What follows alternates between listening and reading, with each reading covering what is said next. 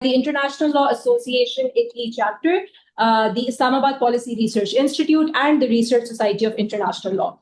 Our discussion today centers on a critical evolution in modern legal systems, and that is from international standards to domestic practice, advancing ADR implementation. We all know that ADR globally has gained a lot of traction, and it is no longer considered just as an alternative. It is becoming a cornerstone for an efficient justice system.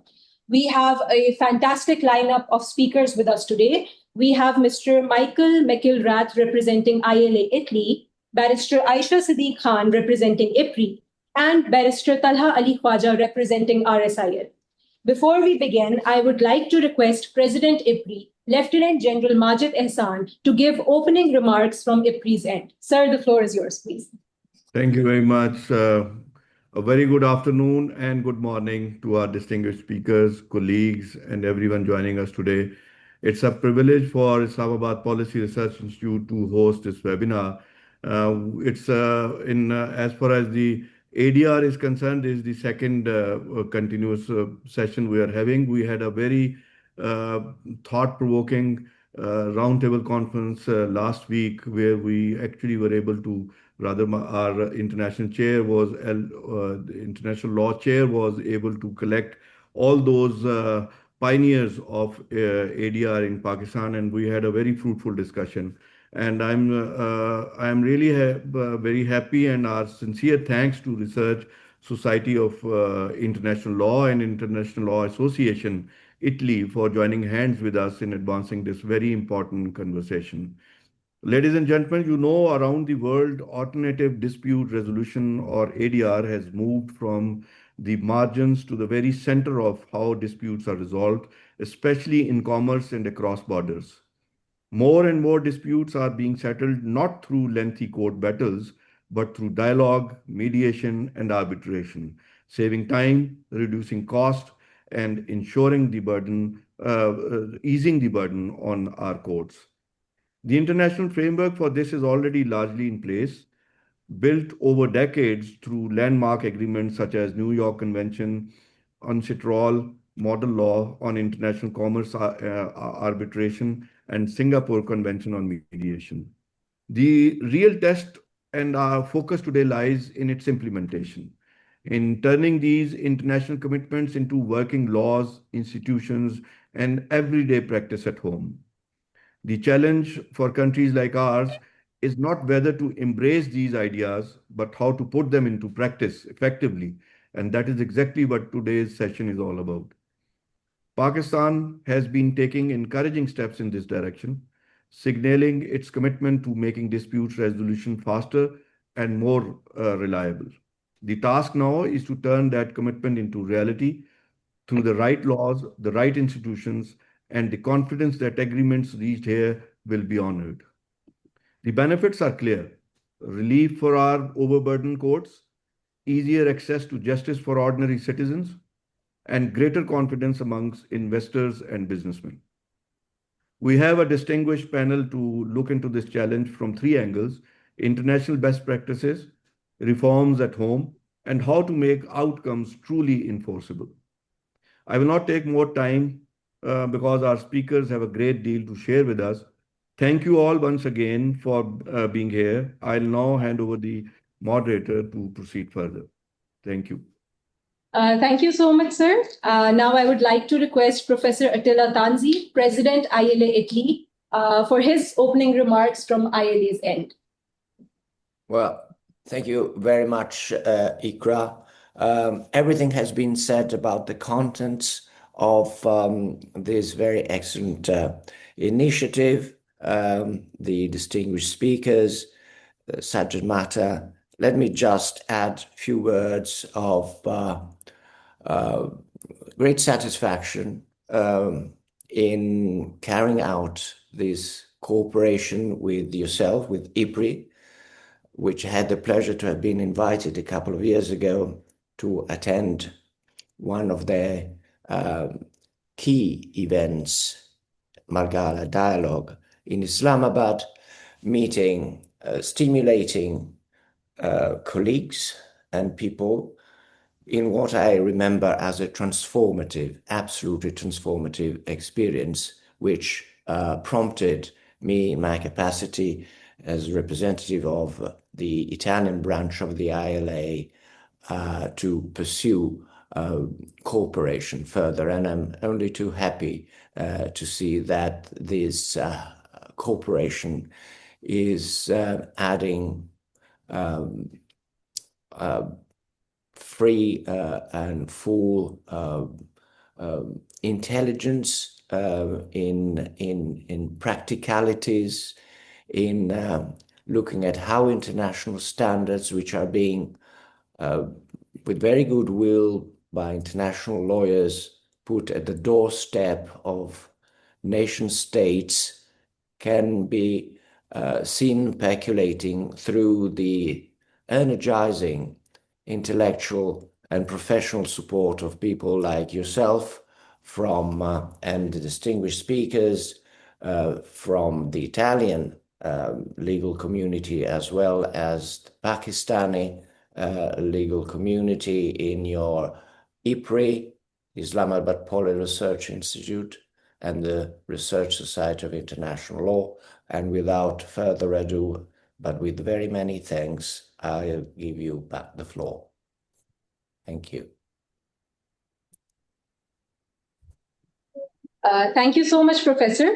Before we proceed, I would like to highlight a few points. Firstly, each speaker will have approximately 15 minutes for their initial remarks. Of course, that would be followed by a question and answer session. And if anyone has any questions during the discourse, they can drop them in the chat box and we will address them later. We will begin with our first speaker for the day, Mr. Michael McIlrath, who is the founder and CEO of M Disputes SRL, a company devoted to providing international dispute resolution support to both private and public enterprises. He spent 22 years as in-house litigation counsel, most recently as vice president of litigation of Baker Hughes Company, and previously as the head of litigation for GE Oil and Gas. He is the immediate past chair of the ICC's governing body for dispute resolution services, an adjunct professor at Bocconi School of Law in Milan, and an officer at large of IBA's mediation committee. He was a board member of the International Mediation Institute from 2008 to 2020, as well as IMI's president in 2009. Mr. McIlrath joins us today to address a vital cultural shift in dispute management. He will be talking about early resolution as a business asset, awareness raising, and cross-professional synergies for advancing ADR culture. Sir, the floor is yours. Thank you very much. I'm very happy to be here today. And I'm going to beg your indulgence, Moses. I make sure that my screens are being shared appropriately. And you see the title of, as I have, unfortunately, two documents open on my screen.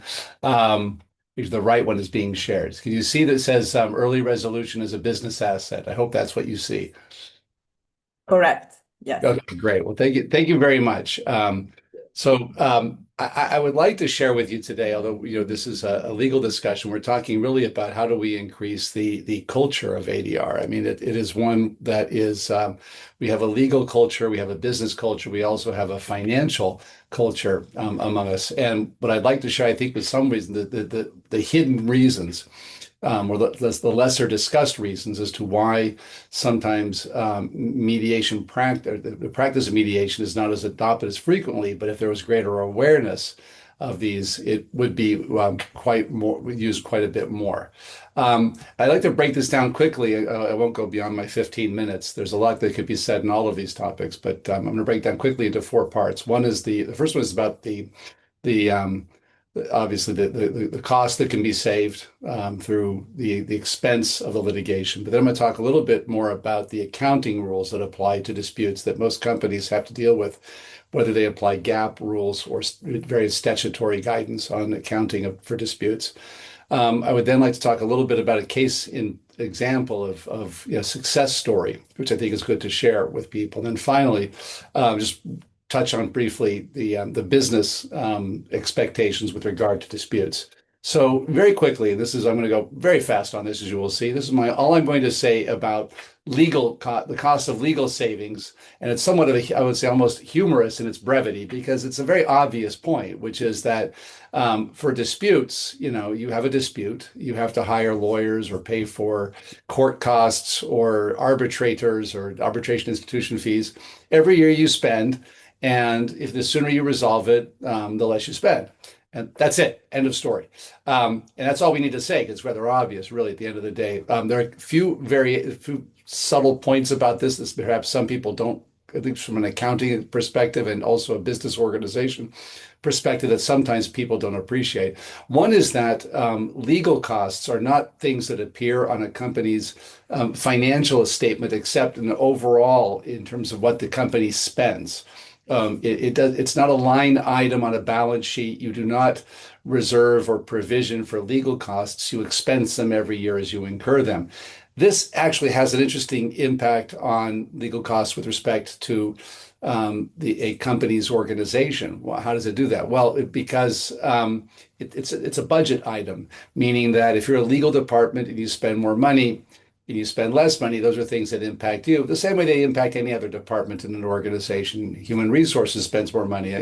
You do a good job, you might get a pat on the back, but I think there's sometimes too much focus on legal costs and legal fees being saved when we talk about ADR and mediation, how an early resolution can bring about benefits. The real impact, and I think where lawyers in particular can become heroes to their organizations, or not even lawyers, those who are responsible for disputes by promoting mediation, is when we talk about the financial accounting rules that apply to disputes. And here I'm going to give the example of generally accepted accounting principles, or GAAP, or the guidance under them. But they're very similar. I mean, after 22 years working in an international organization, responsibility for companies all over the world, I can say that I think with some confidence that these are common sense rules that more or less apply under various statutory accounting obligations. The example I have here is Financial Accounting Standard 5 under Generally Accepted Accounting Principles, or GAAP. And it's the rule that applies to what are known as contingent assets or contingent liabilities, meaning things that that are either an asset or a liability that will occur at some point in the future.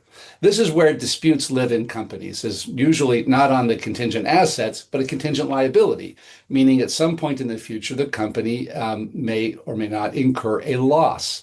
And the accounting rules require companies to make estimates, to provide estimates on their financial statements that provide for these losses if they are probable and if the liability can be estimated.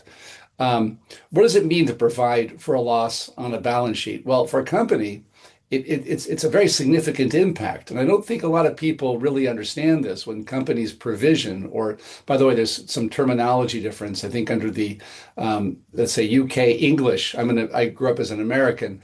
I use the word reserves, financial reserves. UK terminology is provisions, but they're the same thing on a balance sheet. I think that, once you put up a provision or a reserve, it's as if the company put money in a bank account for that dispute, meaning that money stays there and it cannot be used for any other purpose until the dispute is resolved, meaning that a judge or an arbitrator issues a decision, or the parties resolve their case. For some reason, it goes away. So it's a quite onerous obligation on companies, but it's important because people who look at the company's books, starting with the auditors of the company, need to know whether the company has made, is financially viable.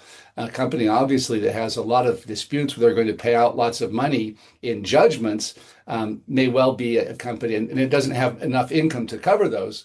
Well, that's a bankruptcy, right? And the job of auditors is to make sure that they're looking at the accounts, the books of an ongoing viable enterprise, not a bankruptcy. And it's a very simple rule. It looks, or Financial Accounting Standard 5.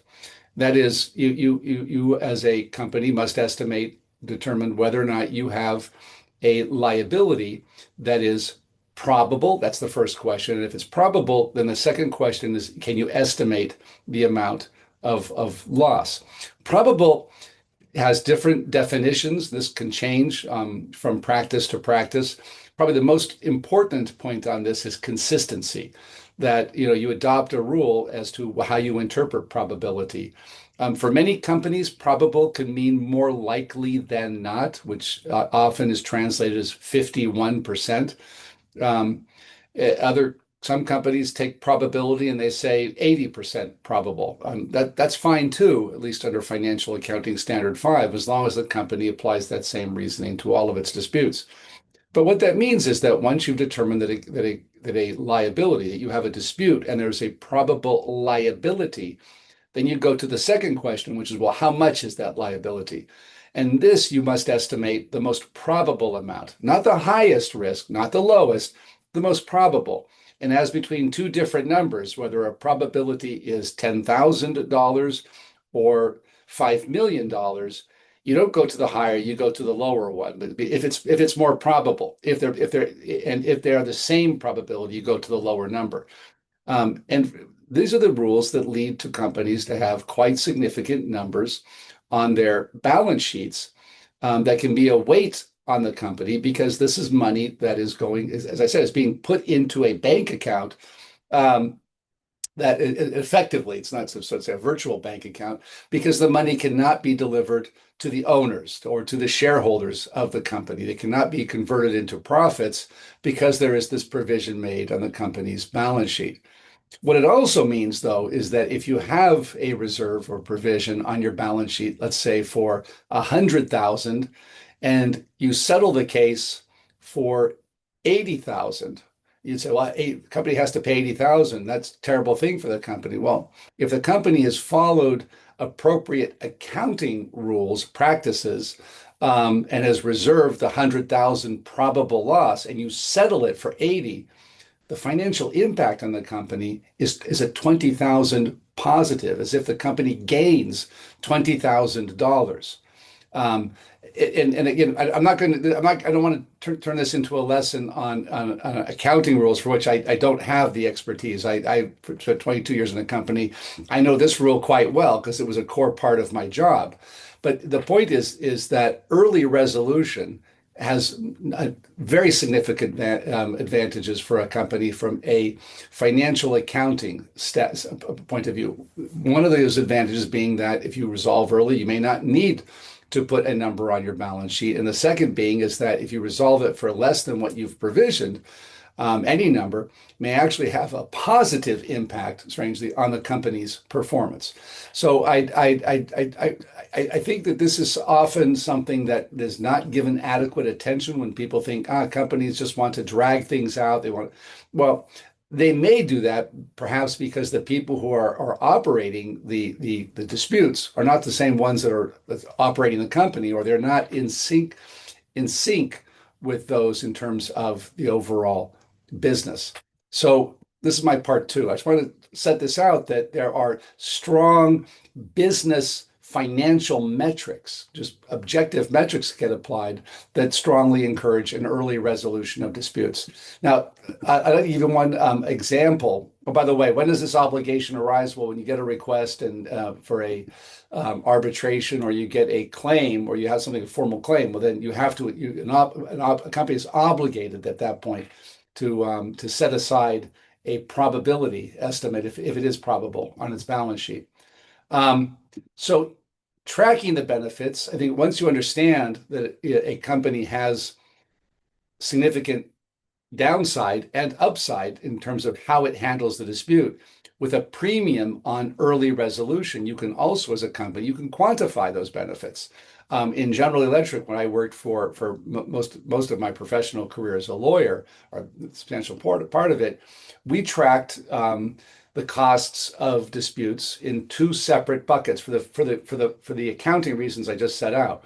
One was we tracked legal costs, and the other was we tracked liability. In the cost, liability is something, again, that you set aside and it stays there.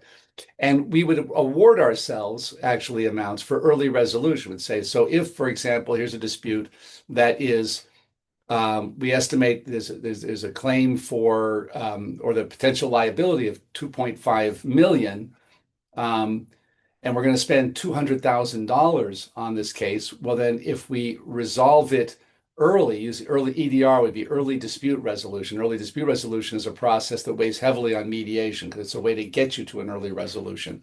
We'd say, okay, so let's say we use early dispute resolution. We spend less on legal fees. That's nice for my legal budget. We resolve it for 2 million. Okay, we spend 2 million, but we save 500,000.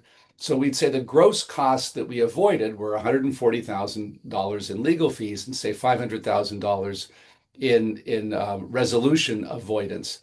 But then we'd say, well, yeah, but a lot of cases they resolve on their own. You don't need the lawyers. There's time value of money. We could have paid later, but now we're paying up front. We would discount that gross amount by a multiplier of 25, meaning that 25%, meaning that we only took credit in terms of an early resolution process of 25% of that. So of that gross 640,000 cost savings, if you will, we'd say we saved the company in that year 160,000. Now you'd say, oh, it's 160,000. Well, for an organization, if you apply that to a large organization over time, we were able to document, I mean, not tens of millions of dollars, probably in the hundreds of millions over the years that we saved to the company. And those are real significant contributions to the company. Again, these are I'd say the metrics that lead us to driving a greater cultural acceptance. When lawyers begin to understand this, they realize this is why clients like lawyers who find resolutions early, who are savvy at using mediation. Here's just an example of what we did when I joined General Electric's Novo Pignone branch in 1999. The company had been acquired in 1994. It was a former state-owned company that manufactured turbines and compressors for the oil and gas industry. In 1999, we began to implement an early dispute resolution program, meaning we had a strong emphasis on proposing mediation. We didn't get to mediation in all those cases. We proposed it, but often those triggered negotiations. And these negotiations very often led to early resolution. So by having a systemic approach in place, we went from 143 pending commercial disputes in 1999 down to 25 in 2002, all the while the company was growing. And again, the company continued to expand. We went from $1.5 billion a year in revenues in 1999 when I joined the company to 10 years later, 10 times that amount, $15 billion a year. And yet our dispute, once we reduced the disputes, we maintained the caseload at more or less that same number. And without incurring significant costs or having avoided substantial liabilities being expressed on our balance sheet.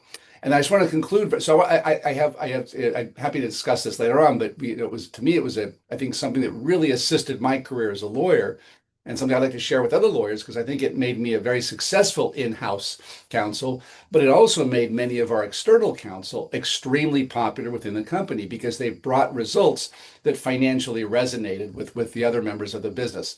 And just quickly to conclude, in terms of, and I won't go through this, but some years ago, I surveyed litigation lawyers. This is where I'd like to talk about alignment of expectations. Lawyers tend to think of processes in front of courts and arbitrators and how these take place over the span of years. And I asked a number of litigation lawyers in-house and outside counsel how long an arbitration should last. And I got answers, and I'll share this if people like to look at this. It was very interesting to me how litigation lawyers typically said, well, arbitration, ideal, I described one, $10 million a dispute. He said, 2 years. A lot of them would say year and a half. Some said 3 years, and I said for comparison purposes, how long should an expedited arbitration of that amount take? 6 months, 3 months. I said, these are all the lawyers.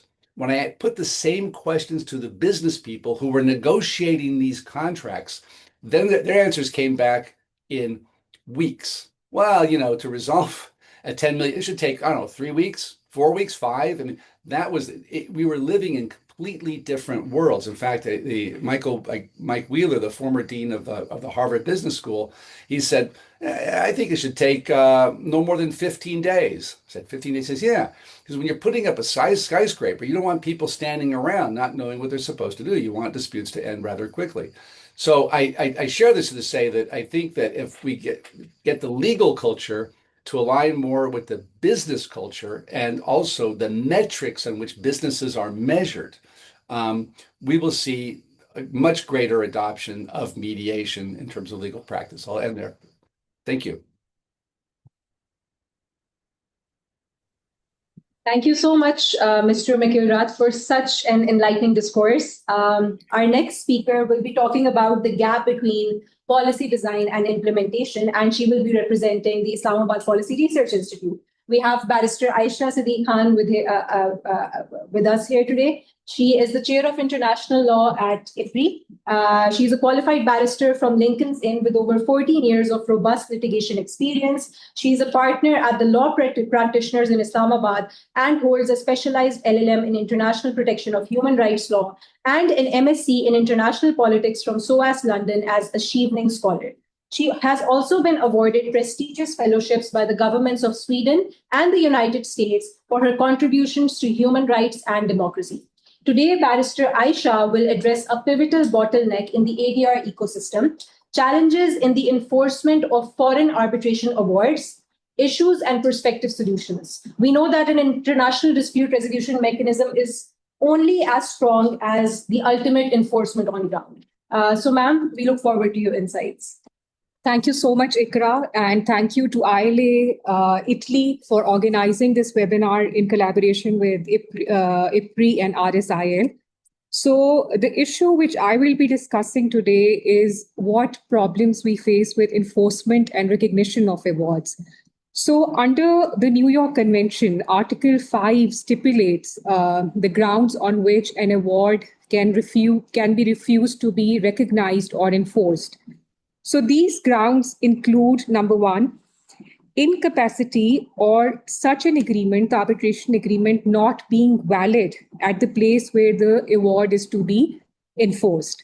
Secondly, if procedural fairness was not complied with and proper notice was not given, or there was no proper right to hearing afforded to any of the parties, then an award can be set aside or not enforced. Thirdly, if an award deals with a question of law, which is contrary to the law of the seat of arbitration, then that award can also be refused to be enforced. Number four, if the arbitration authority has not been composed or the procedure which was adopted was not the one which was agreed between the parties, or it is not one which is accepted at the law of seat of arbitration, that is also a valid ground for refusal of enforcement of the award.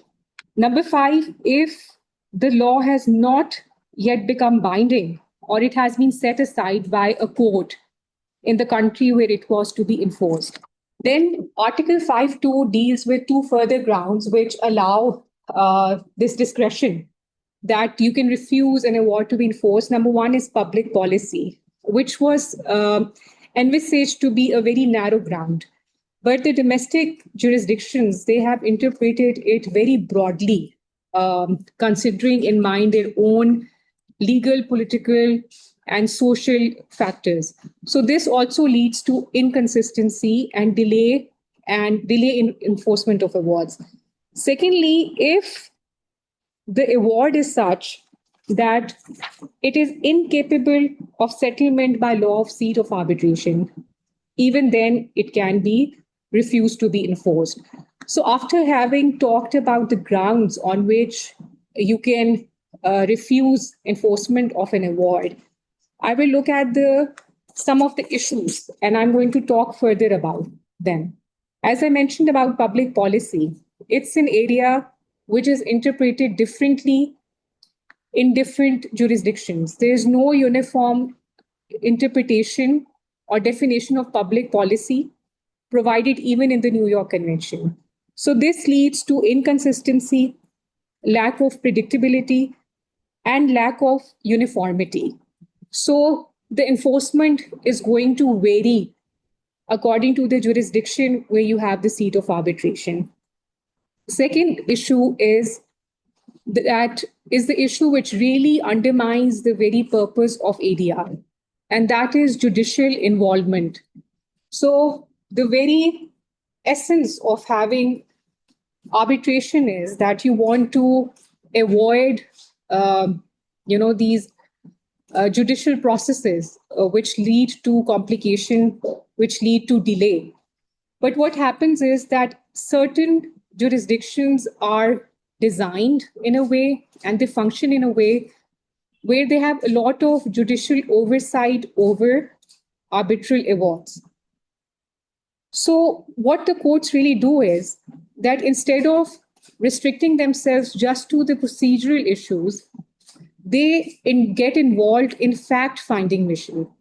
They start assessing the merits of the arbitration proceedings, of the arbitration issues, which is against the very letter and spirit of arbitration legislations and also the New York Convention. So this really is one of the biggest impediments when it comes to enforcement of awards. The third issue is that any party which is not satisfied with the award would approach the court and say that they were not dealt with in a fair manner.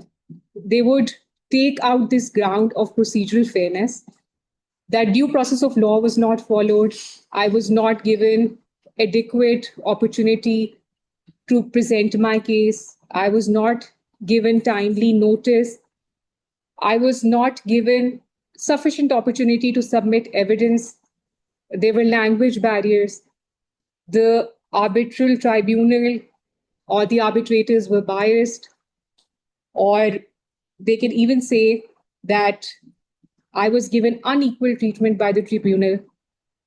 So when these issues are raised, the courts really deal with them quite stringently. They start re-examining every stage of arbitration. This leads to further complication, further delay, further involvement of judiciary into the arbitration process. So matters which are supposed to be resolved within months, they linger on for years and years. And the fourth issue is that at times there is sovereign immunity in enforcement against states. There are certain state properties which are considered as diplomatic properties, military assets, or certain public funds which have immunity against enforcement. So an arbitrator might give an award and might say that these assets are to be confiscated, but those assets might have immunity against enforcement. So this creates another uncertainty. And this uncertainty is multiplied by the fact that there's no uniform policy as to what particular assets enjoy immunity. And they're going to differ from one jurisdiction to another. And number 5 is that in countries where the judicial system is robust, the enforcement of arbitral awards is also efficient. But in countries where the system is already broken, where it is tainted by delays and corruption, in those countries, enforcement becomes even more difficult. So that's another issue. And because of these delays, it gives an opportunity to judgment debtor, the person against whom the arbitration award has been given, to kind of, reorganize their affairs to avoid payment or dissipate their assets. They can move their assets from that jurisdiction to another, which leads to further complication in execution. Number 6 is, if there is a different international standard compared to the national standards that you have. So an award which might be enforceable in one jurisdiction or according to international standards might be set aside in another jurisdiction on a number of grounds, some of which I have discussed earlier. So this really creates an issue. It creates a friction between legal standards which exist domestically and best practices and international standards. So New York Convention is also silent in bringing this conformity and bridging this gap between domestic and international standards. Then there's another issue, which is of asset concealment. Parties, especially multinational corporations, which have their assets in different parts of the world, they can move their assets. Then banking secrecy laws, they also add to the issue. And then you have complex corporate structures, which makes it very difficult to locate and identify attachable assets. It becomes really expensive and time consuming. And this issue is further complicated if it's a dispute which is a cross-border dispute, where you have parties which are in different jurisdictions in different countries, and then you have disputes which are of an international character, and you have assets which are also not located in one part of the world, but they are dispersed all over. So that creates a lot of problem. Now, coming to the solutions, I've highlighted some of the problems with the enforcement. Coming to the solutions, the number one, first and foremost, the definition of public policy has to be very narrow and it has to be uniform.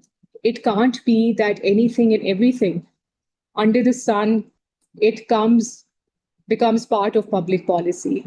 If you have that definition, which is so broad, you can never have enforcement of arbitration awards. It's going to be a huge process, and it will really defeat the very purpose of having ADR mechanisms at place. Secondly, you really, really need to have certain principles which really identify judicial intervention. And it should not be something which is allowed at first instance. Rather, it should be a means of last resort, meaning thereby that the judiciary only intervenes in exceptional and limited situations. Secondly, you need to have specialized arbitration courts where you have specialized judges who are well acquainted with the procedures and they only deal with arbitration matters. This is going to lead to greater transparency and efficiency. And you can also do their, capacity building, give them specialized trainings so that the system becomes more robust in enforcing arbitral awards. Then you really have to reinforce procedural integrity and due process guarantees during the arbitration agreement. And there should also be this waiver clause which says that if you don't raise due process objections at the arbitration stage, you will not be allowed to raise them later in litigation or before the judiciary.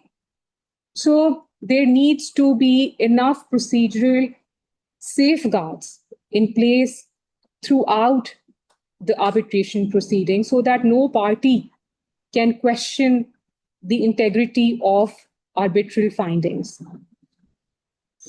Then you have to clarify the scope of sovereign immunity and encourage express waivers.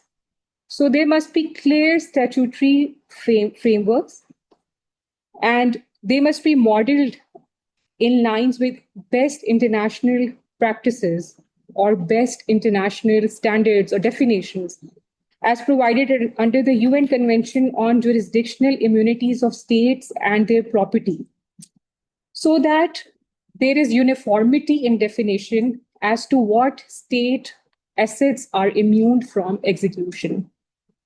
Secondly, there should be a waiver mentioned as a clause in the arbitration agreement that two types of waivers, waiver from jurisdiction, that these assets or these properties are immune from arbitration proceedings altogether.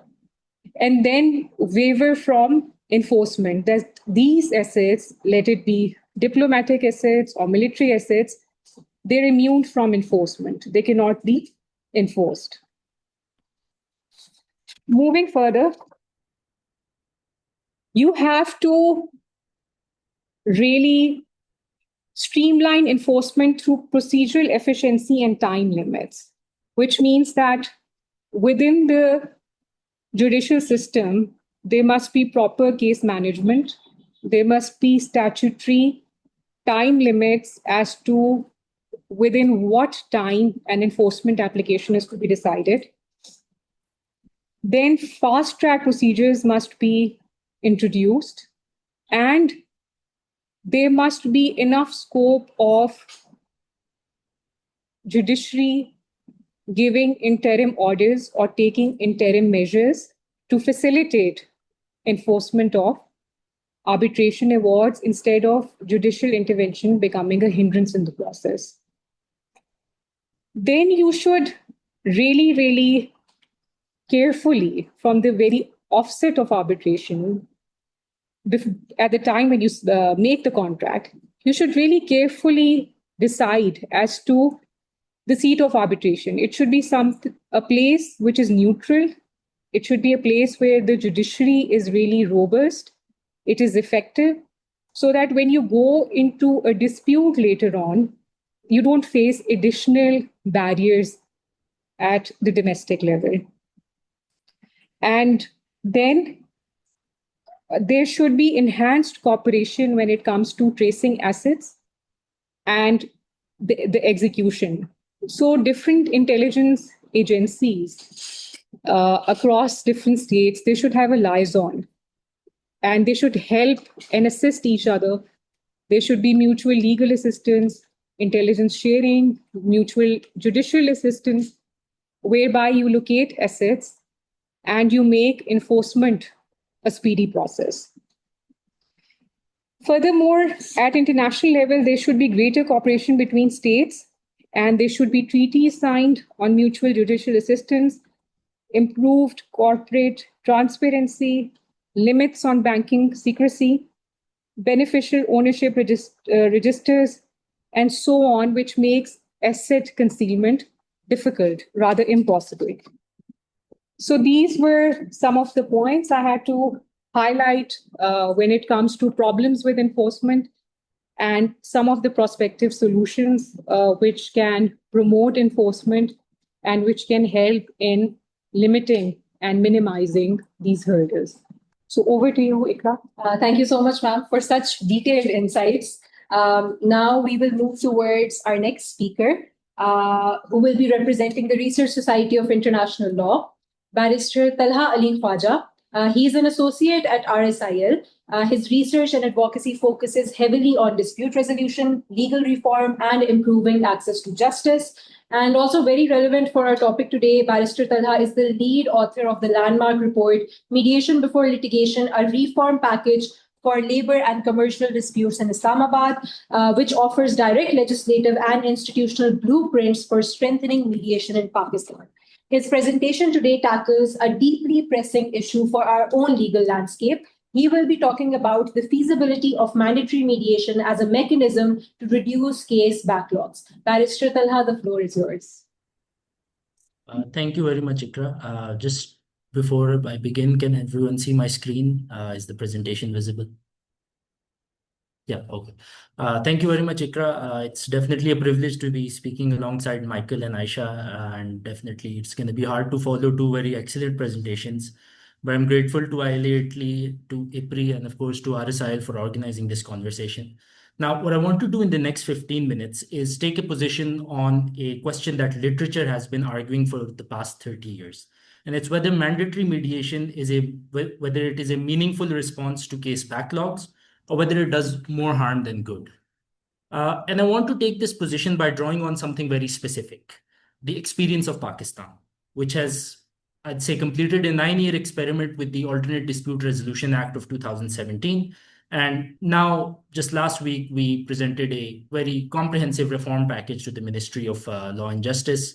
And that reform package addresses most of the issues within the previous act. Now, just very briefly, what are we looking at today? So first, I'll start with a short conceptual point about what mediation actually is versus arbitration and conciliation. Then I'll talk to you about mediation in modern legal systems. What is the case for it? Third, I'm going to talk to you about the challenges, and I won't take this critique very seriously because it definitely has academic orthodoxy behind it. And then I'm going to talk to you about a comparative experience of 4 jurisdictions from England and Wales, Ontario, Italy, and Turkey.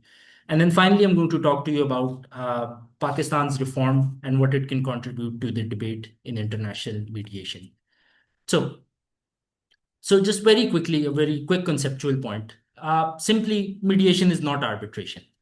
The mediator does not really decide anything. He's supposed to be facilitative. Their job is to help other parties reach an outcome.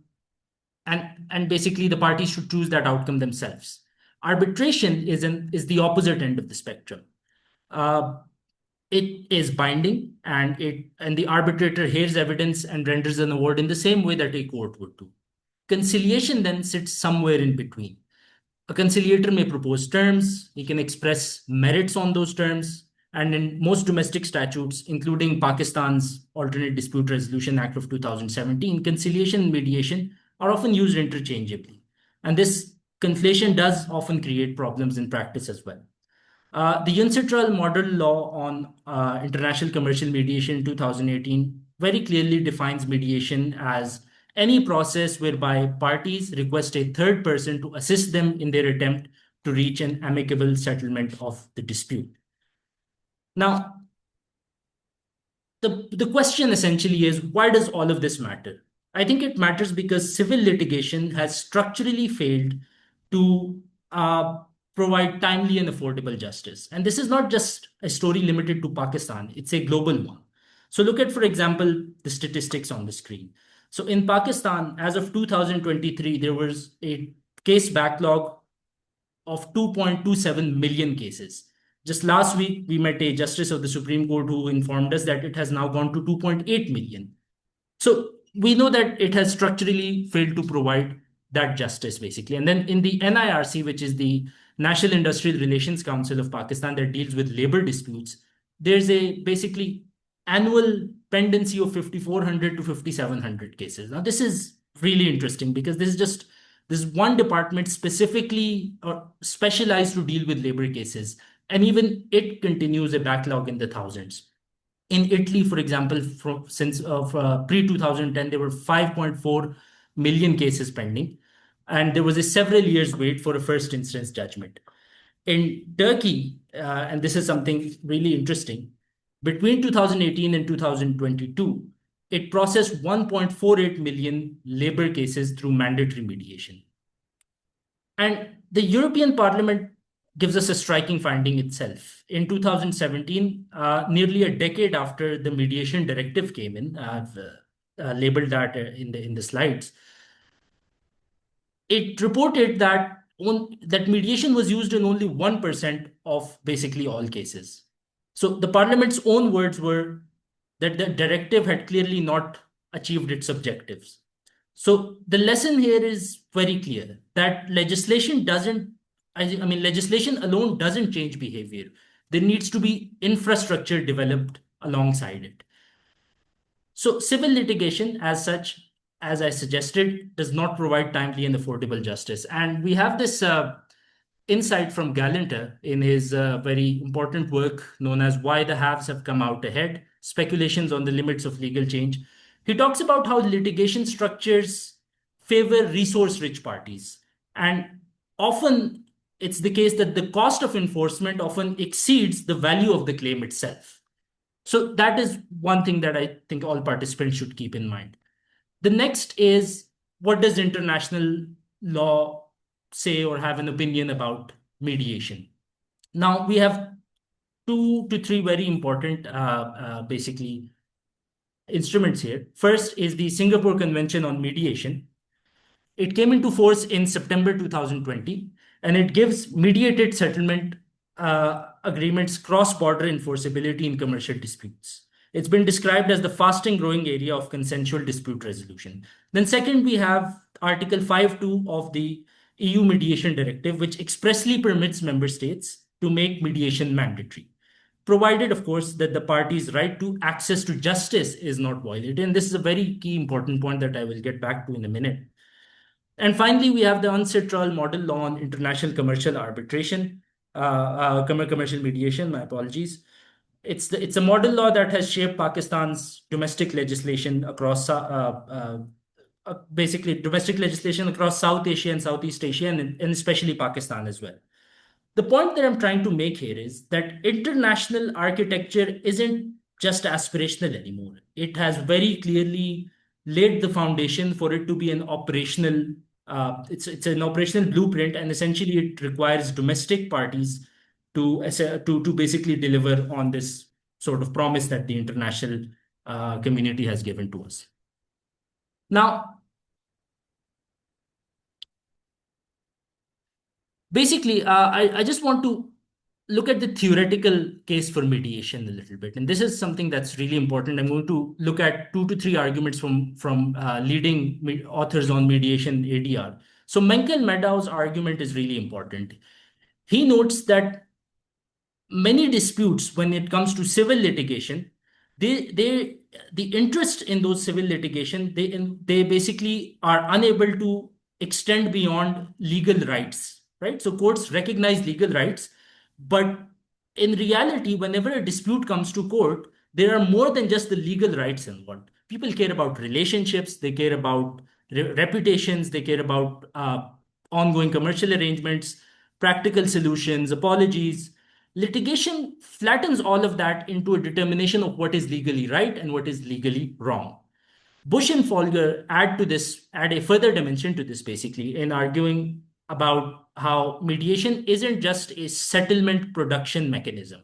It's a process that helps parties understand each other and develop their own solutions, which is not possible in civil litigation.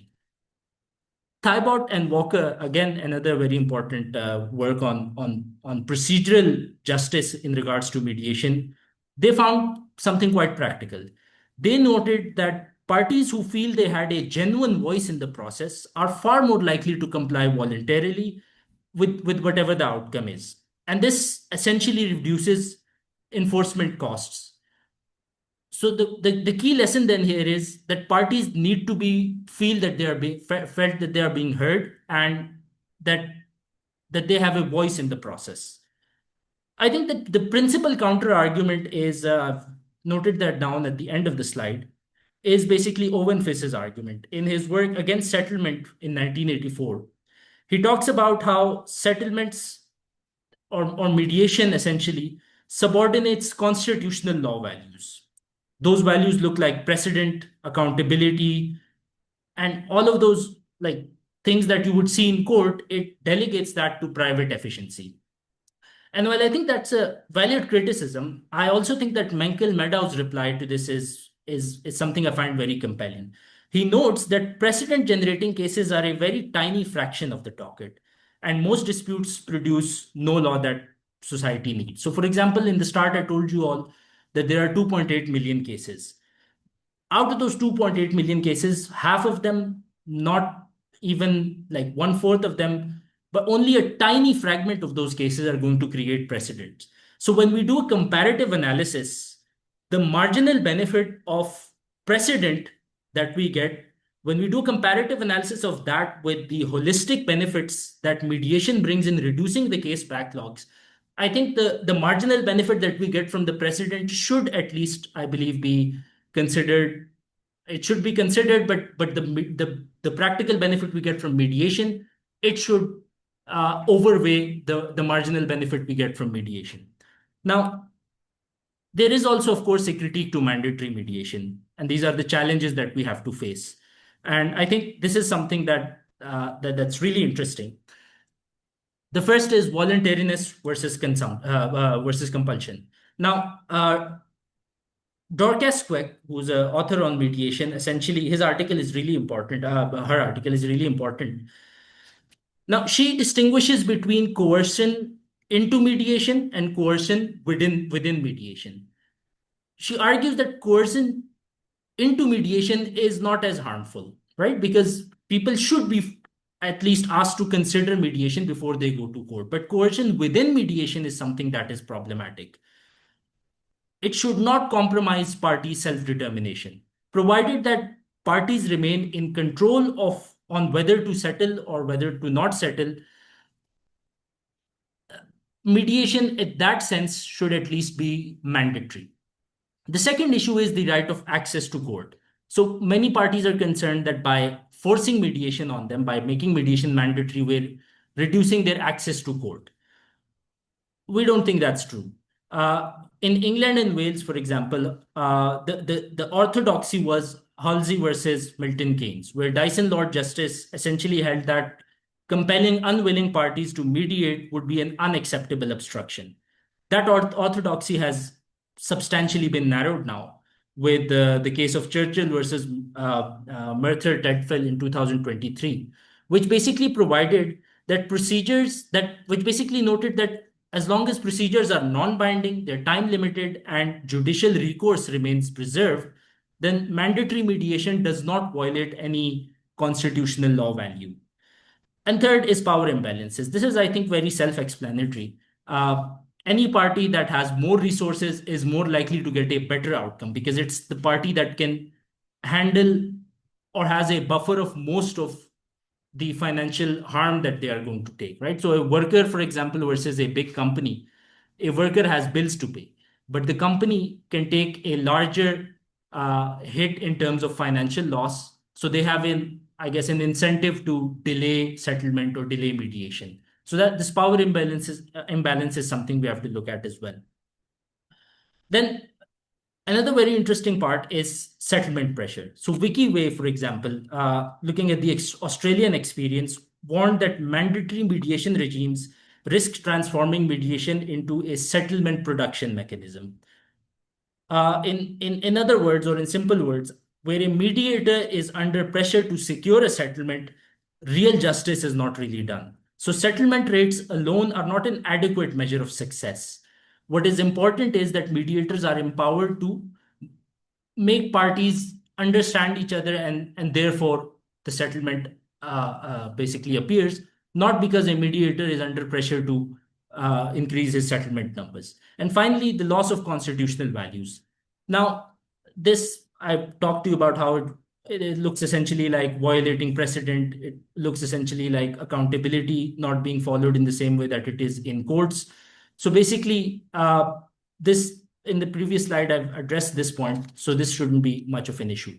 Now, I just want to do a comparative analysis of basically 4 jurisdictions. So in England and Wales, in post-2023, the Churchill judgment, it has reopened constitutional space for court-ordered ADR, and their practice direction now automatically refers all monetary claims under £10,000 to a compulsory 1-hour mediation session.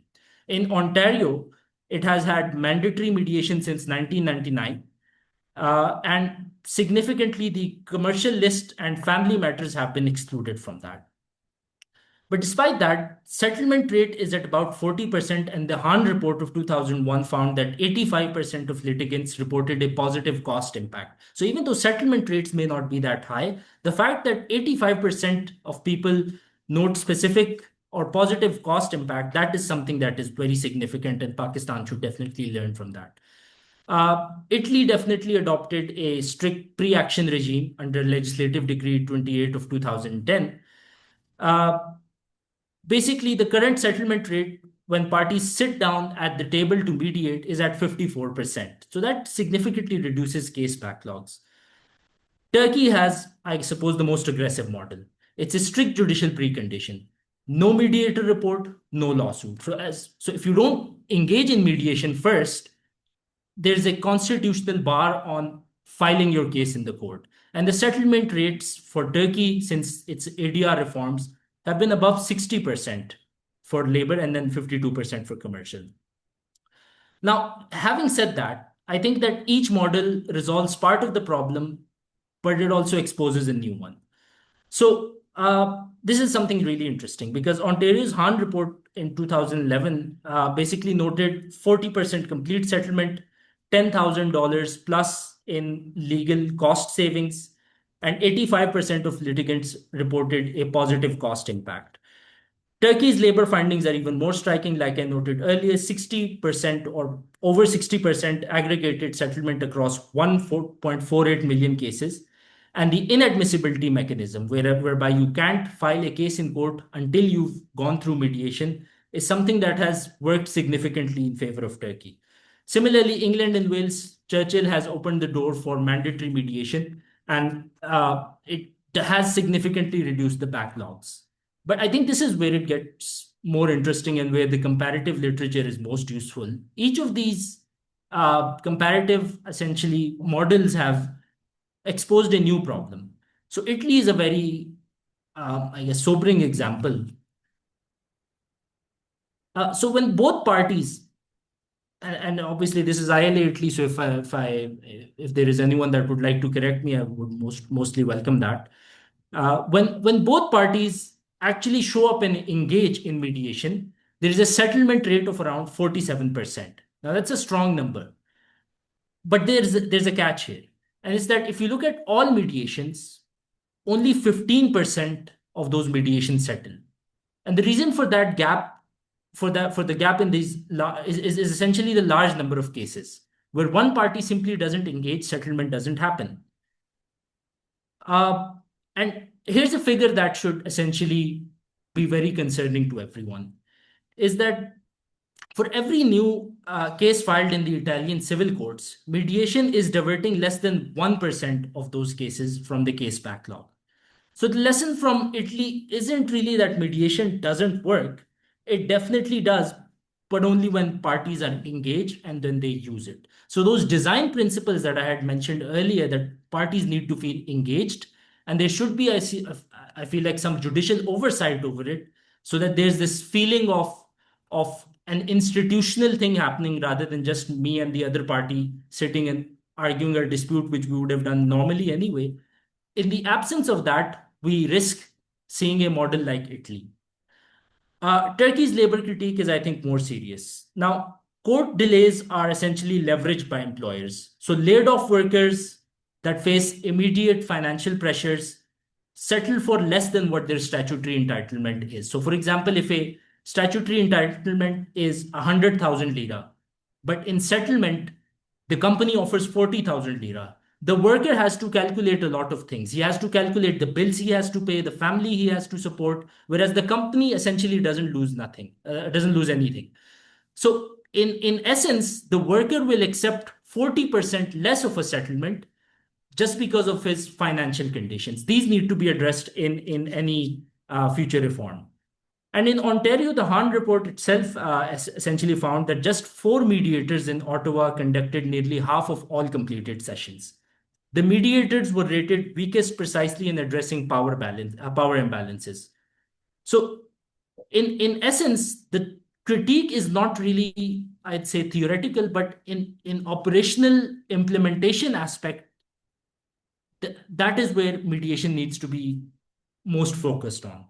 So the lesson, I think, is not that mandatory mediation fails, is that it's essentially that infrastructure and design choices are what determine the outcome. Now,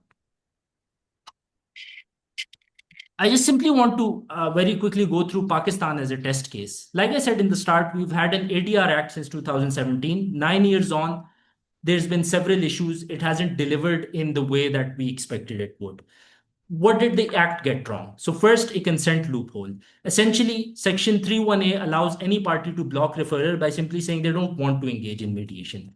Then there's a 30-day timeline with no procedural consequence for delay. Then we have no real central monitoring authority for mediator conduct. So if a mediator delays a mediation by 6 months, there's essentially no consequences for him. And then finally, there were no sector-specific or specialized panels. What does our proposed reform do? Last week, we presented Mediation Before Litigation, a very comprehensive report. We basically proposed to close the consent loophole.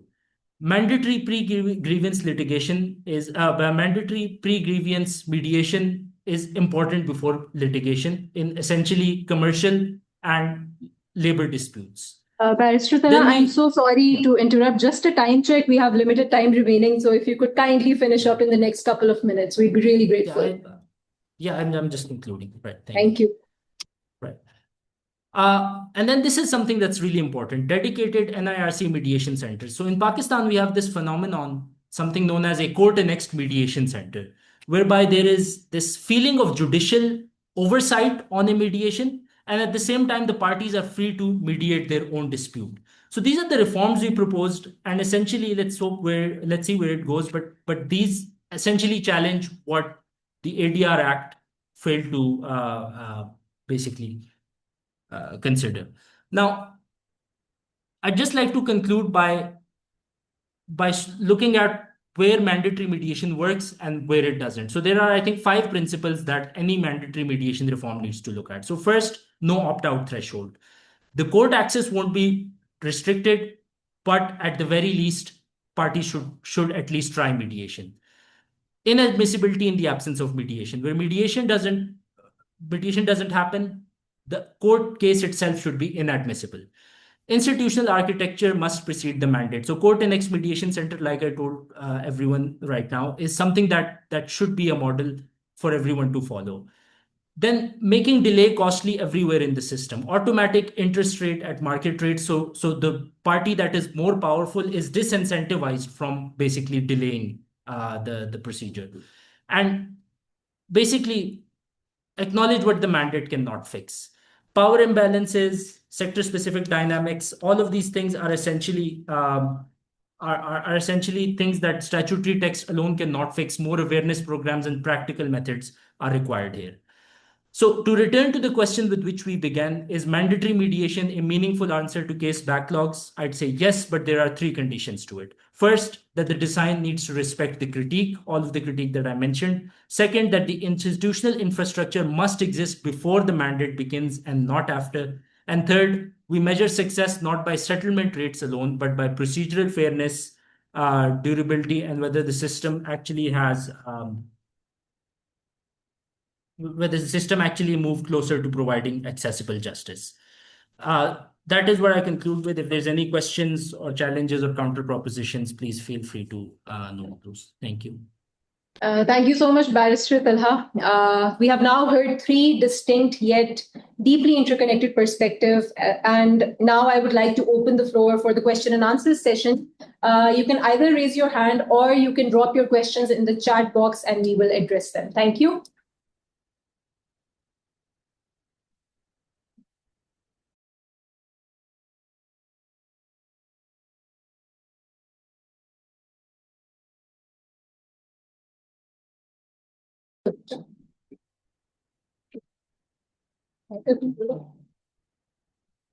Okay, so I have a question. Do we still have Mr. McIlrath? I'm here. Okay, yeah. So firstly, thank you. I really appreciate that you chose to approach ADR from the business value angle. It's a perspective we don't hear nearly enough, I would say.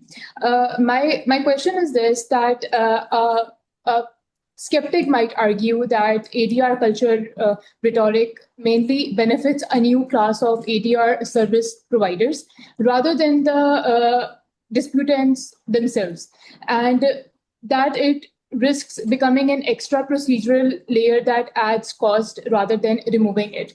So how do you guard against that? I don't know. Is that a bad problem to have? I don't know. I mean, if we lead to a culture where the mediation professionals, I mean, right, if you're settling your case, look, it was interesting, the statistics we just heard about success rates in mediation, 15% settle, 40%, et cetera. I often try to debunk these numbers by saying that I don't think that's how you define, at least with regard to success. Settlement is, but it's not to debunk that, but to consider whether the mediation was a success based on whether the case settled. Many cases settle outside the mediation. They settle before the mediation. They said, I'm currently been hired. There's a long-standing dispute between some parties in Northern Europe where one of the law firms actually brought me in not as a mediator, but to help guide the parties toward a mediation. And it's they can neither any category of professional there. Well, why? I mean, they may not settle, but what we're finding out through this discussion is that there's a lot of overlap between them that they may be able to dispense of part of their case. So there are all kinds of side benefits you get from just by engaging in that conversation. At the end of the day, what is mediation or proposing mediation? It's really helping the parties to have a conversation that they have difficulty through the legal process. Anyway, that would be my answer. I don't think that would be my list of, but we said, what if all of a sudden everybody tomorrow started donating lots of money to orphanages? It's, that wouldn't be a bad problem to have. Thank you so much, sir. Thank you. Ciara Tondini has raised her hand. Yes, thank you so much, Ikra. I have a comment and a question for Barrister Tala Ali Kawar. And first, my comment is I thank you for such an enlightened presentation. I fully share your analysis, and in particular, the importance of preserving voluntariness of the outcome. And coming from the Italian experience, which, as you have highlighted, has still much to improve in terms of results. What I deem important is that not only it is important to preserve voluntariness of the process, but also flexibility of the process. Because what it makes the difference between an adjudicatory process, which may be court litigation or arbitration, and mediation is the ability of the parties to adapt the process and to express themselves. Okay, so meaning if you transform mediation, whether pre or during litigation, in a mini trial, let's say, it doesn't make such a difference between the subsequent procedure that the party will have to face if they don't settle, or the alternative procedure. So yes, I would recommend it. And second, the question is, are there initiatives in Pakistan of synergies among the various actors involved in the mediation process, meaning the legal community, the judiciary, the community of mediators, and so on, to raise awareness among the parties involved, whether business parties or private parties, to mediation? Because in my experience, mandatory mediation it is useful and helpful to raise awareness, so to let the parties know that mediation exists. Because in Italy, if in 2010 the Mediation Act would have been enacted, nobody would still know about mediation. But this is just a starting point, an icebreaker. But there is so much work to be done to raise awareness of the actual value of mediation, which is well beyond reducing court backlogs. I stop here. Sorry for such a long question and comment. No worries. Thank you for the comment and an excellent question. So something very interesting in regards to synergies in ADR in the culture of Pakistan is, and I was discussing this with one of my colleagues a few days ago when we were writing this report, and he said, I don't think ADR is going to be very successful because there's a misconception among policymakers thinking that court is the first place that people in Pakistan go to. He said that's not the case. The reality is the court is essentially the last resort for most people, not for corporations, but for most ordinary people, the court is the last resort. They first try to actually settle the dispute themselves. So the problem with settling the dispute themselves without a mediator or like without any institutional mediation is there is no, I guess, institutional pressure, right? So when we talk about synergies, I think that the judiciary has had a very important role to play. In my experience as 5 years as a litigator, I've seen that wherever a judge reprimands the parties and asks them then to go and mediate, there's almost a 90% certainty that that outcome is going to be useful. And it's an outcome that both parties will take seriously. But whenever the parties try to resolve the dispute themselves, it's usually not that successful. So I take your point about synergies. I think it's really important, and that's what we've suggested in the report as well, that judiciary should have a role to play in this. Several awareness programs should be basically made mandatory to make people realize that courts are not the only solution. And essentially that the Ministry of Law and Justice creates necessary infrastructure for mediation and arbitration, all other ADR methods, to give that institutional feel to whatever settlement that the parties are basically requiring. So that synergy is essentially extremely important when it comes to giving an institutional feel to the parties in resolving that dispute. I hope that would answer the question. Professor Attila Tanzi has also raised his hand. Yes, Sir, please. Thank you, Ikra, very much. And I also join previous speakers in thanking the panelists. Very clear, stimulating. A couple of comments and a question. Now, I was struck by the comments by Tala that mediation works on a voluntary basis. I think ADR work all on a voluntary basis, really, even when it is made mandatory. Take in public international law, when you have a treaty in day one and you have a dispute arising 20, 30 years after, you have so many cases of absentia, and I don't need to remind Pakistan of cases in which they are involved, in which a party is unfortunately absent.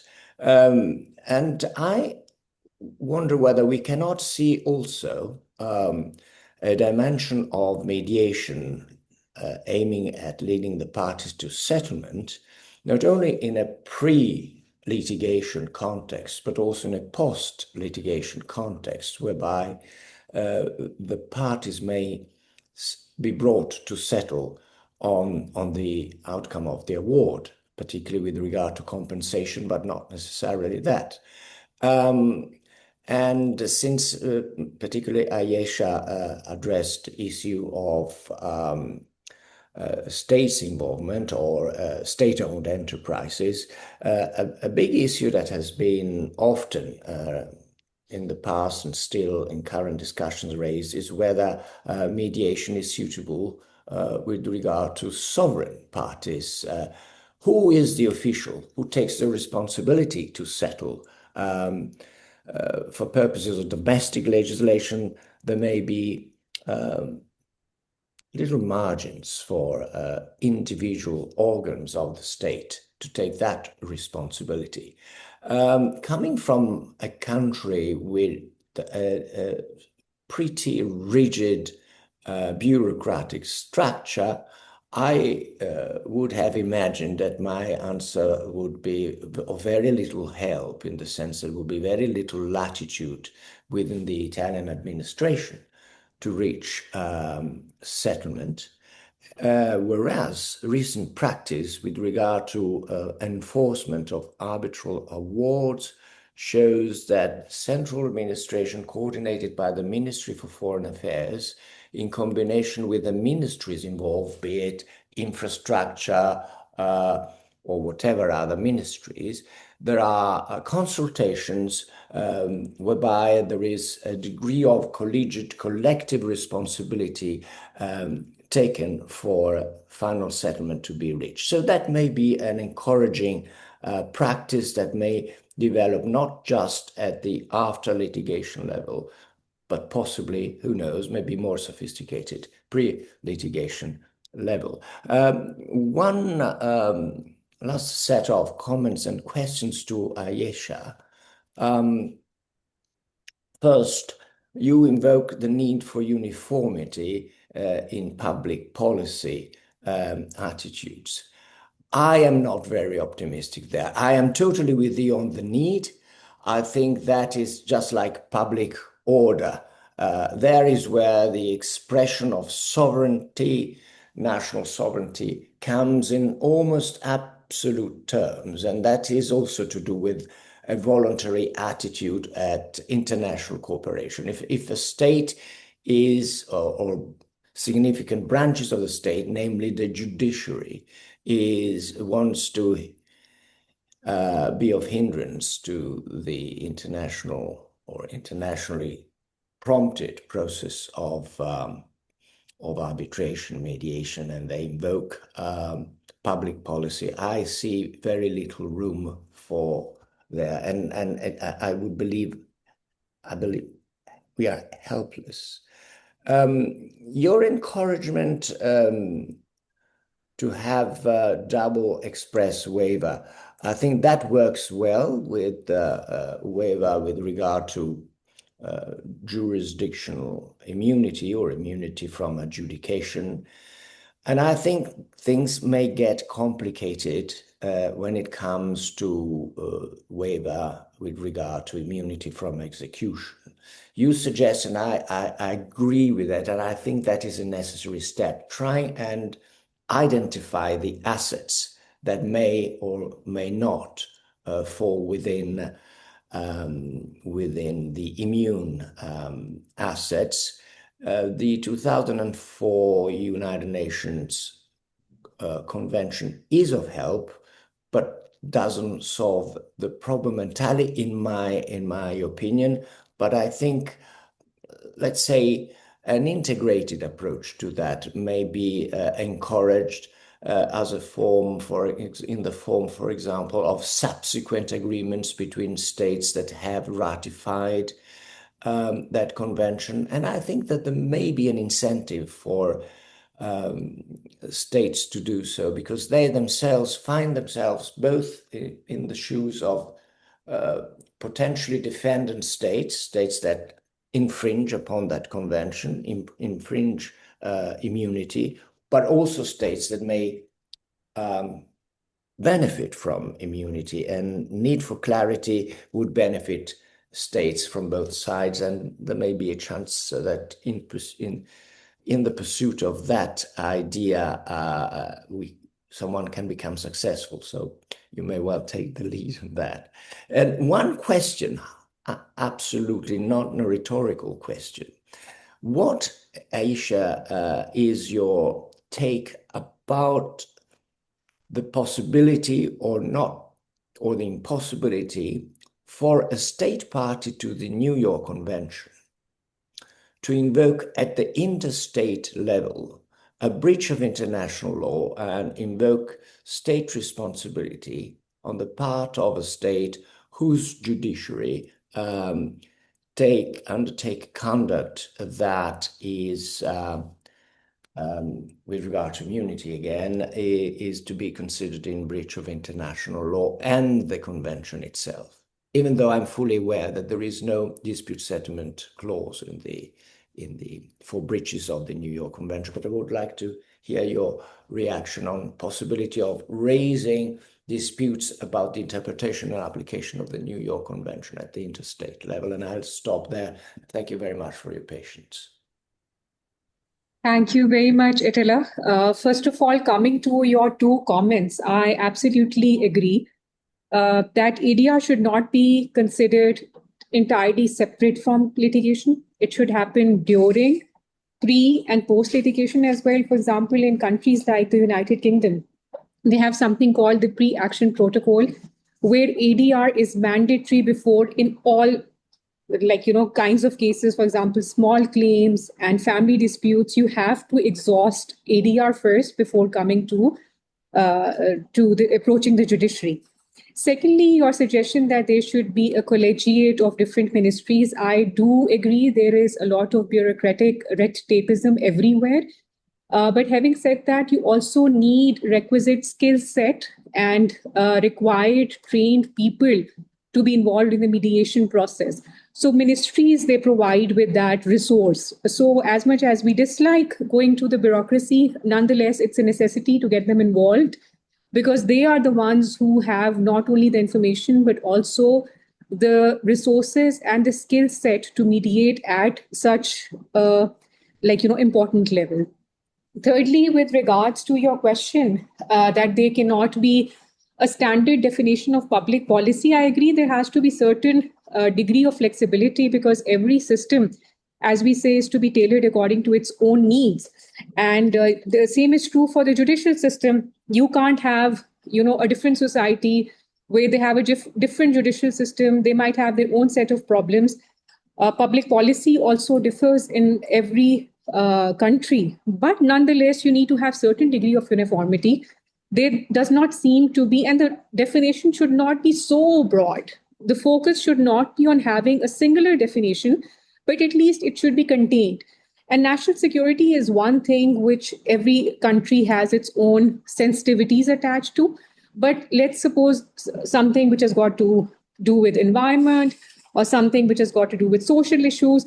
At least we can make national, the focus should be on making our national laws in compliance with internationally accepted standards, because societies are evolving and there is new research, medical research is emerging, and countries which are really progressing, other countries need to follow suit as well.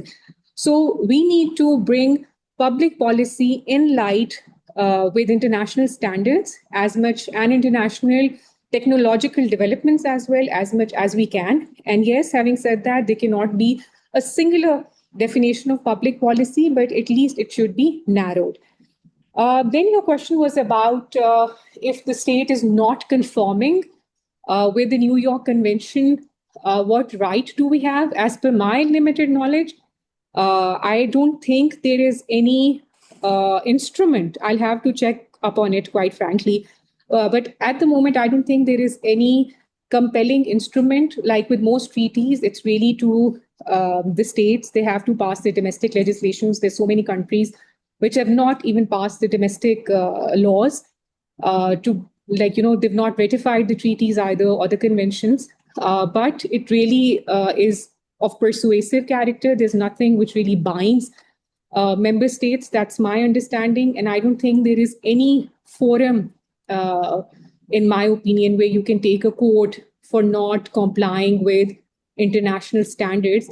But I do believe that there should be some kind of legal recourse, and countries must be encouraged to ratify these conventions and treaties, pass domestic legislations, so that we can have some sort of bridge between, international standards and domestic paraphernalia we have for arbitration.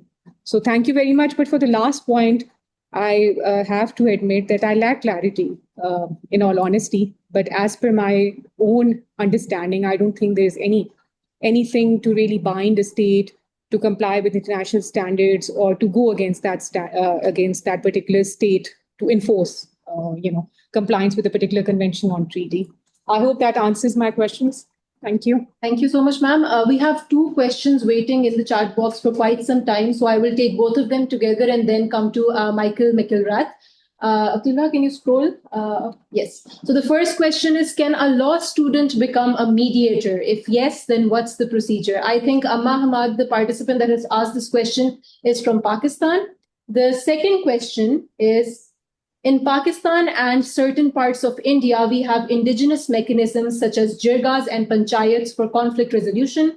The pros of these mechanisms include cultural legitimacy and economic efficiency. However, there are inbuilt structural hierarchies in these mechanisms. Is it possible to deploy these methods in a manner that leads to fairer outcomes while preserving their cultural legitimacy? So if anyone would like to comment on that, ma'am, I think if you could talk about the mediation question.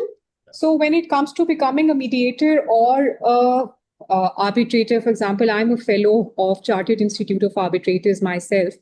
So when it comes to mediators, first you pass a training, which is for 40 to 46 hours. There are different bodies which provide these training courses. You have to sign up for the training course. For example, there's IMAC, there's Pakistan Mediation Association as well.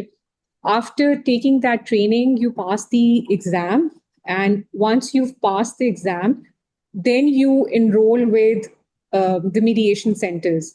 And then you become part of their panel. And then you become a proper mediator. You can even enroll with their international rosters. Similarly, with arbitration, you can either become a member of Chartered Institute of Arbitrators, or you can become a fellow, which is a more advanced stage of Chartered Institute of Arbitrators.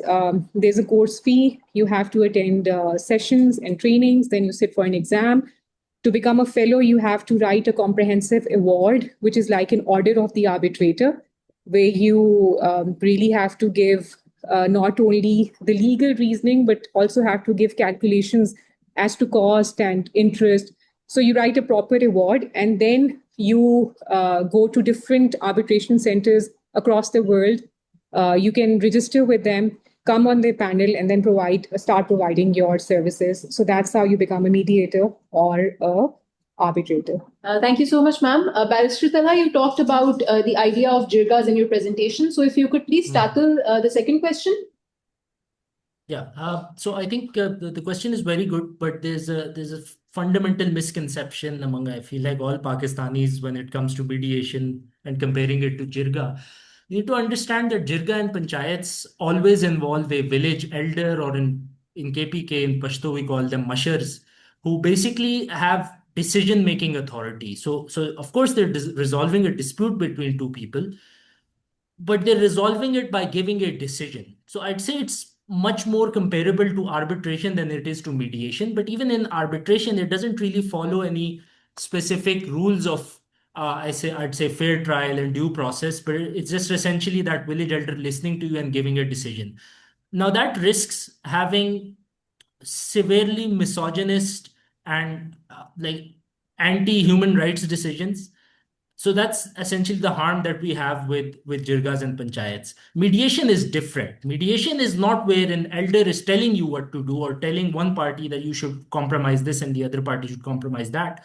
A mediator is simply a facilitator who barely even suggests something. He's trying to create mutual ground between both the parties and then let them resolve their dispute. That is why a mediation settlement is more likely to be acceptable to both parties than a jirga or a panchayat settlement is. Thank you so much, Barrister Talha. Now we would be taking the last comment from the session from Michael McElrath, sir. Please. Thank you. No, I just want to make one quick, I think, point in building on something Talia said earlier about, and I like this distinction between coercion to get into mediation and coercion actually in the mediation itself. And I think there's an important distinction here to be made about the types of disputes and the disputants here when we discuss those. I mean, if we talk about family disputes where, for example, child custody and the emotional pressures for people who are not sophisticated litigating parties, I think the law and the rules and the mediators need to be very sensitive to applying levels of coercion. When you are dealing with commercial and perhaps ancillary, such as administrative type disputes, where you've got relatively sophisticated parties often represented even by their own internal lawyers or business people, you can have all the coercion you want. I mean, I think it's for the parties, it's a consensual process, and if the parties don't like the coercion, I mean, maybe they want coercion, maybe they want to have an evaluative, heavy-handed, non-facilitative meeting. Totally fine, and that's let them have that. Work with what's effective. But I think we have to be very careful when we talk just in general. I mean, about, we all come to these things from our experience. We tend to hear about things like mediation. If I'm a family lawyer, I process this thinking about the type of disputes that I handle and how those parties might react. If I'm an international commercial person like me, I think about the world, the people that I deal with. But I think Kauta made the point earlier about the flexibility of the process. The mediation is and should remain flexible, that it has those distinctions. And then to get to the coercion to get into mediation, let's not forget that one type of coercion is not just by national laws or regulations. commercial contracts can impose an obligation to mediate. And I have found these to be very effective, that many disputes that the companies, the participants, even including myself, the participants have felt they're impossible to settle. The parties were obligated by the contract to go to mediation before proceeding to arbitration. Usually it was arbitration, but sometimes it was court litigation in the courts. And those cases wound up settling. The so-called impossible disputes where everybody hated each other, there's no way, and yet we found a solution in mediation. Not always, but sometimes. And so I think that's an important parameter. And I want to just close on the last point. Can a law student become a mediator? National laws, if you're going to mediate within a country, those always apply, of course. But, for international, there is no barrier to entry. A law student can become active immediately. Erica Santini, who I see is here, is one of my former law students at Bocconi, began to be active through a mediation competition, both the ICC competition in Paris and the CDRC, Consensual Dispute Resolution competition in Vienna. Already she was out there gaining experience as a mediator at the CDRC competition. And what is most important, I think, is not just qualifying, but it's gaining the experience and the credibility and your exposure to other people. So finding ways to get work, whether you're qualified as a mediator or not, but to begin working in the dispute resolution field. So you build your skills and your credibility. If it's family law, people know you as somebody who's good at getting parties to the table in a family dispute. If it's commercial law, getting people to work together. I think I would say, if you're a student, you're interested in mediation, start now. Don't wait. Thank you so much, sir. And I think this brings us to the end of a very productive session. I want to extend my deepest gratitude to our exceptional speakers, Mr. Michael McIlrath, Barrister Aisha Siddiq Khan, and Barrister Talha Ali Khwaja for their invaluable insights today. Thank you also to our co-hosts, the International Law Association Italy Chapter and the Research Society of International Law, for organizing this timely dialogue, and to our audience as well for such active participation. Thank you so much for joining us. Let me just add that the time was not particularly suitable for many practicing lawyers and academicians who are busy lecturing, but the recording has been a very good choice, and we will all benefit in Italy from reviewing the recording in our sessions at the branch of the ILA. Thank you so much. Good to be in touch, and many more of these initiatives. Thank you so much again. Thank you very much. Thank you, Professor. Thank you. Okay, guys. Thank you, sir. Thank you.